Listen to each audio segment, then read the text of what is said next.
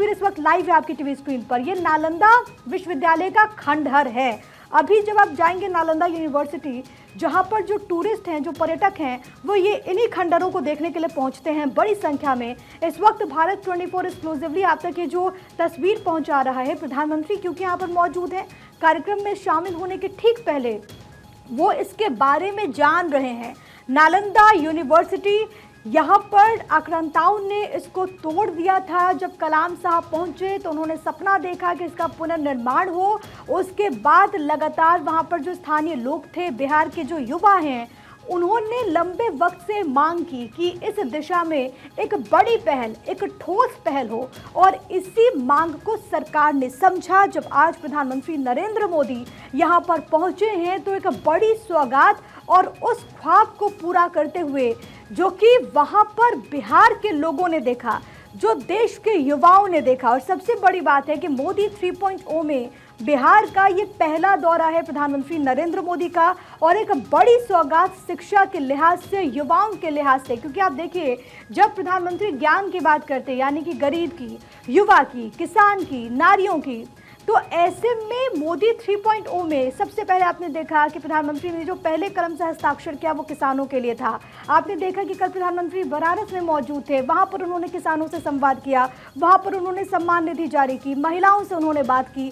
आज बिहार से युवाओं को संदेश। अब नालंदा यूनिवर्सिटी के नए कैंपस में क्या क्या खास है, आपके मन में सवाल होगा तो जान लीजिए कि 40 क्लासरूम, इसके अलावा 2 ऑडिटोरियम, 2 एकेडमिक ब्लॉक, 1 छात्रावास, 1900 छात्रों की क्षमता है इसमें, 2 मीटिंग हॉल हैं। यानी कि वो तमाम सुविधाएं जो अभी तक आप इंटरनेशनली देखते थे, अलग अलग जो यूनिवर्सिटीज़ हैं, वो जो दुनिया के अलग अलग कोने में हैं, वहाँ पर जो आप फैसिलिटीज़ देखते थे, कमोबेश उन्हीं तमाम चीज़ों को इसमें समाहित करने की कोशिश की गई है। और नालंदा यूनिवर्सिटी के ये जो खंडहर हैं, यहाँ पर जो भी लोग पहुँचते हैं, जो भी सैलानी पहुँचते हैं, उनके मन में एक चाव रहता है कि वो यहाँ पर ज़रूर जाए, इन खंडहरों को देखें। क्योंकि ये सिर्फ खंडहर आप इसे मत समझिए, इसके साथ बिहार का जो समृद्ध इतिहास है ये उसका सूचक है। और यही कारण है कि प्रधानमंत्री सबसे पहले जब बिहार पहुंचते हैं, नालंदा पहुंचते हैं, तो उन्होंने इन खंडहरों को देखा और इस वक्त वो तमाम बारीक इन्फॉर्मेशन, बारीक जानकारी हासिल करते हुए नजर आ रहे हैं। नालंदा के खंडहरों का भ्रमण करते हुए प्रधानमंत्री नरेंद्र मोदी इस वक्त आपको इन तस्वीरों में नजर आएंगे। सर्वेश मेरे सहयोगी जो इस बात का जिक्र कर रहे थे कि इससे पहले प्रधानमंत्री गया पहुंचे थे, और गया से क्योंकि ज़्यादा दूरी नहीं है, तो ये भी बहुत अहम है। क्योंकि जब हम बिहार की बात करते हैं तो इसे हम बुद्ध की भूमि के तौर पर देखते हैं। गया में जो पर्यटन रहता है उस लिहाज से भी वो बहुत अहम है।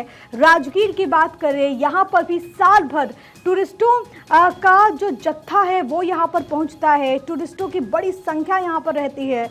और ये नालंदा यूनिवर्सिटी, जो भी बिहार जाता है, जो भी गया जाता है, नालंदा जाता है, वो एक बार कम से कम ज़रूर चाहेगा कि वो इस नालंदा यूनिवर्सिटी को देखे, इसके समृद्ध इतिहास को जाने। और आज जब प्रधानमंत्री इस वक्त नालंदा में मौजूद हैं तो खंडहरों का भ्रमण करते हुए प्रधानमंत्री नरेंद्र मोदी आपको नजर आ रहे हैं। इस विश्वविद्यालय की खासियत के बारे में आपकी टीवी स्क्रीन पर लगातार ग्राफिक्स के जरिए हम आपको जानकारी दे रहे हैं कि net zero green campus, faculty club है, इसमें इंटरनेशनल सेंटर है, स्पोर्ट्स कॉम्प्लेक्स है, इसके अलावा एम्फी थिएटर है, मेडिटेशन हॉल की भी वहाँ पर बाकायदा व्यवस्था की गई है, ताकि जो भी वहाँ पर युवा हैं, जो भी वहाँ पर स्टूडेंट्स हैं, जो पढ़ाई ग्रहण करने के लिए, जो शिक्षा ग्रहण करने के लिए वहाँ पर पहुँच रहे हैं, उनको तमाम तरह की सुविधाएं वहाँ पर मिले। और इसी लिहाज से इसका निर्माण हुआ है। अपने आप में नालंदा विश्वविद्यालय, जो इसका पूरा इतिहास रहा, ये एक ऐतिहासिक शिक्षा केंद्र के तौर पर जाना गया है। इसे दुनिया का पहला आवासीय विश्वविद्यालय माना जाता है। छात्र और शिक्षक एक ही परिसर में रहा करते थे, और वो इतिहास एक बार फिर से, वो गौरव एक बार फिर से बिहार के लोग, देश के लोग बनते हुए देख रहे हैं। ये क्षेत्रफल के अगर लिहाज से बात की जाए तो 455 एकड़ में फैला है। जलाशय 100 एकड़ में, निर्माण 2017 से 24 तक संपन्न हुआ, और आज इसकी सौगात देते हुए प्रधानमंत्री आपको नजर आएंगे। 815 सालों के लंबे इंतजार के बाद फिर से नालंदा विश्वविद्यालय अपने पुराने स्वरूप में आज लौट रहा है, और हम सब इसके साक्षी बन रहे हैं। सम्राट कुमार की तरफ से जिस तरीके से इसका निर्माण हुआ था, स्थापना वर्ष 400 1927 में इसकी स्थापना की गई थी और उसके बाद से एक लंबा चौड़ा इतिहास और पूर्व राष्ट्रपति डॉक्टर एपीजे अब्दुल कलाम के सपनों का नालंदा विश्वविद्यालय अब साकार रूप ले रहा है। क्योंकि जब वो यहाँ पर पहुँचे थे तो उन्होंने भी एक ख्वाब देखा था कि इसका पुनर्निर्माण हो, इसका जो इतिहास है वो लोगों तक पहुँचे। नालंदा विश्वविद्यालय शिक्षा के प्रति भारतीय दृष्टिकोण, इसकी समृद्धि को दर्शाता है। न केवल भारत के लिए इसके मायने बल्कि दुनिया के लिए अगर आप देखेंगे एक अनमोल धरोहर के तौर पर इसे देखा जाता है।